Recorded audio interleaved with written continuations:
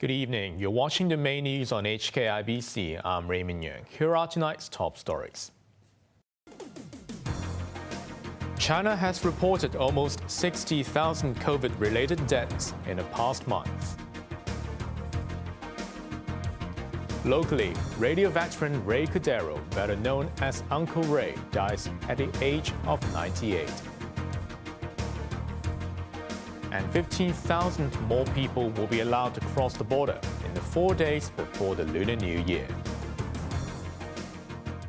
China says nearly 60,000 people died from COVID-related causes in a month after it dismantled restrictions. The head of the Bureau of Medical Administration said the average age of those who died was 80. Most had a combination of COVID and other diseases. Others died from respiratory failure. The deaths occurred between early December and Thursday in hospitals across the country. Locally, the man known as the world's most durable radio DJ has died at the age of 98. Ray Cordeiro became a household name after a 7-decade career in broadcasting, during which he groomed local talent and met the world's biggest musicians. It's all the way with Uncle Ray. For countless music lovers in Hong Kong, no evening was complete without All the Way with Ray, the nostalgic radio show which many grew up listening to. I love music. And because I love music, because I've been a musician, I think I put my heart and soul into the program. What I select is what I think is the best for the listener. Barring leaves of absence, Uncle Ray would go into his studio 5 nights a week for half a century, hosting his signature show on RTHK. No matter where you are at this time of day, it's RTHK all the way with Ray. Whether it was people preparing to go to bed, taxi drivers on the road, or even homesick Hong Kongers who emigrated overseas, the program provided solace for listeners.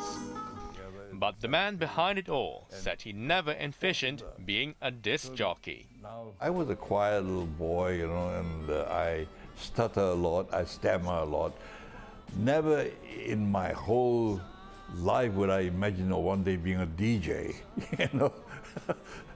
or connected with music, because it was completely out of my mind. The fifth of 6 children in a family of Portuguese descent, Ronaldo Maria Cordeiro was born in Hong Kong in 1924. His only brother introduced him to the world of music at a young age, but Cordeiro worked as a prison guard and a bank clerk before getting his break at radio rediffusion in 1949. Starting as a scriptwriter, his career took off in the subsequent years, when he would get his own shows, which became the launchpad for up-and-coming singers and bands. He moved to government broadcaster Radio Hong Kong in 1960, eventually launching All the Way with Ray a decade later. Cordeiro was known for interviewing the world's biggest musicians, most famously the Beatles. You find them together, but I have to go individually, each and every one of them to get signatures. Paul McCartney, he was the first one to went through page by page and signed every page, as you can see around this, everywhere. His glittering career earned him an MBE from the Queen in 1987, a bronze Bohemia Star in 2008, and a silver Bohemia Star last year. But perhaps the award he took most pride in was one from the Guinness World Records, which recognized him as the world's most durable radio DJ in 2000. He extended that feat, only retiring in May 2021. I always did tell reporters that come to interview me, there are 2 places that I would like to die. One is in my own bedroom, and the other one's in the studio. That's it. I can't say I look forward to it, but that's life.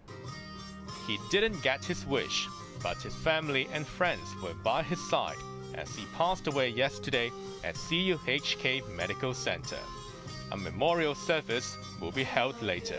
Well, that's it. 係咁多啦. Thank you very much for tuning in. Goodbye, Ray. Goodbye. Thank you for coming. The daily quota for cross-border travel will be raised to 65,000 in the 4 days leading to the Lunar New Year. This is because of heavy demand. Macy Mock reports. From next Wednesday to Saturday, the daily quota for cross-border travelers at land checkpoints will be increased by 15,000 to 65,000. The limit was raised because of heavy demand in the run-up to the Lunar New Year. Under the arrangement for the 4 days, 15,000 people can cross the Shenzhen Bay control point, up from 10,000. 45,000 people, or 10,000 more, can go through the Lok Ma Chau spur line. The quota at Man Kam Tow checkpoint remains at 5,000. Apart from the land checkpoints, 2,000 people can travel across the Hong Kong-Zhuhai-Macau Bridge in private cars and cross-boundary vehicles rental services. That's double the current limit of 1,000 people. Maisie Mock, HKIBC. The Transport Secretary has pledged that arrangements at West Kowloon Station will be improved tomorrow when express rail link services to the mainland resume. I am confident that tomorrow the situation would be much better. And as I said, MTR will deploy additional staff to provide assistance to passengers in, for example, checking the PCR results. Lam said selling tickets online and on-site is reasonable because some travelers are not tech-savvy. He added that officials will monitor the resumption of high-speed rail services before a decision is made on whether to increase the 5,000 daily tickets.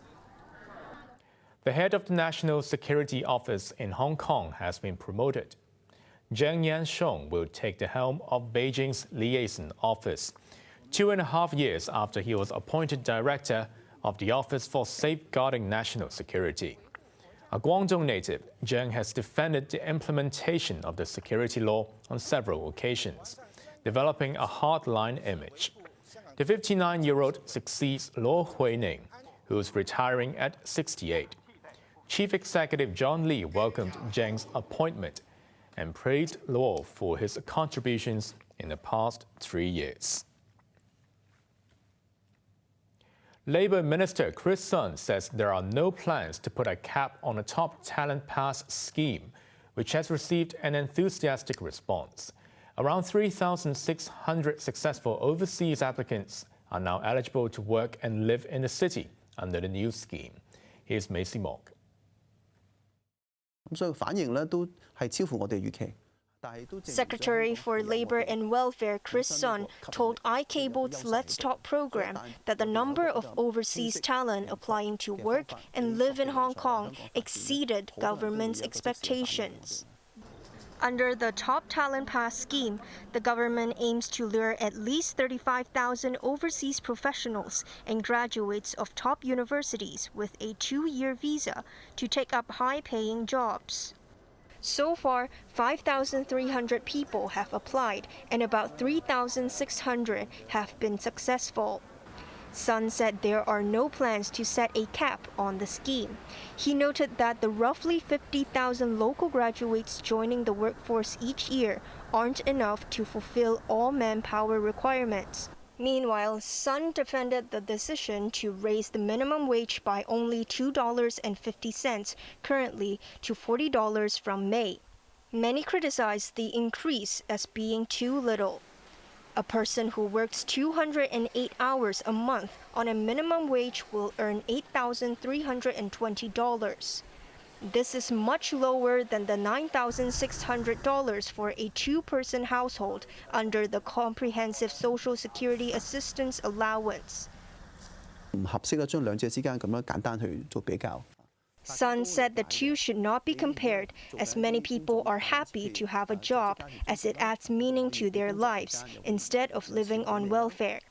Speaking on another program, the minister said a person's assets and not only income should be factored in when determining the poverty line. Maisie Mock, HKIBC.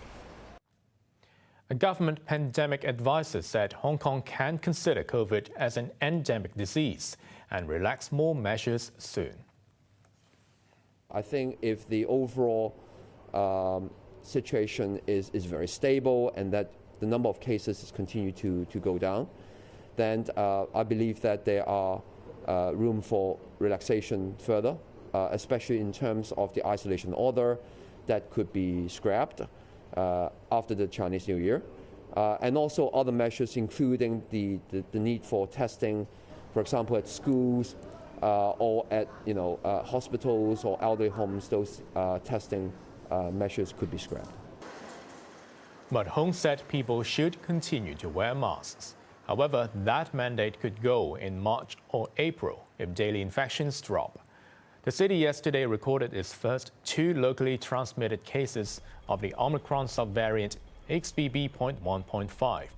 The variant is highly transmissible, but infected people will have mild or no symptoms, Hong said. Turning overseas, Tehran has executed a British-Iranian dual national on charges of spying for London in exchange for money. Reza Akbari, who was once Iran's deputy defense minister, was arrested 3 years ago. Iran released a video purporting to show his confession. But dissidents said Akbari was tortured and forced to admit the charges. U.S. President Joe Biden says ties between Washington and Tokyo are now at their highest level. During talks in the White House with Japanese Prime Minister Fumio Kishida, Biden praised Tokyo for its biggest military buildup since the Second World War. He stressed that the United States is fully committed to Japan's defense. Both countries are worried by China's growing economic and military clout. At a separate event, the U.S. and Japanese foreign ministers pledged to cooperate in space. The framework agreement will take our cooperation to new heights.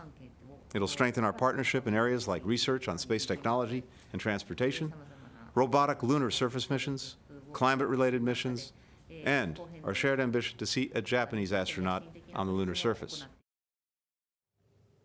Russia says it has seized control of the town of Soledar in eastern Ukraine after heavy fighting.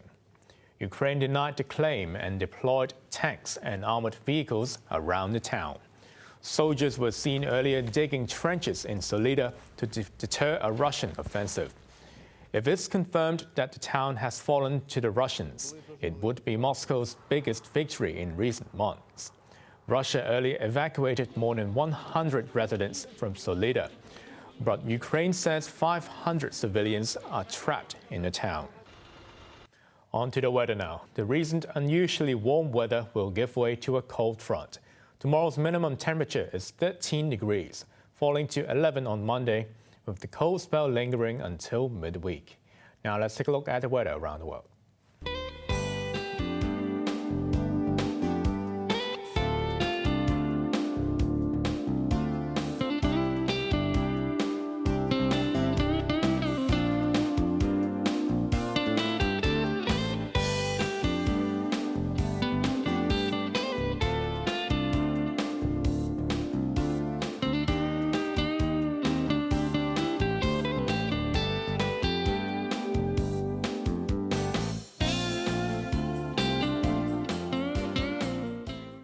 That's our main news for Saturday night. Join us for more news at 11. I'm Raymond Yeung. Thanks for watching. Good night.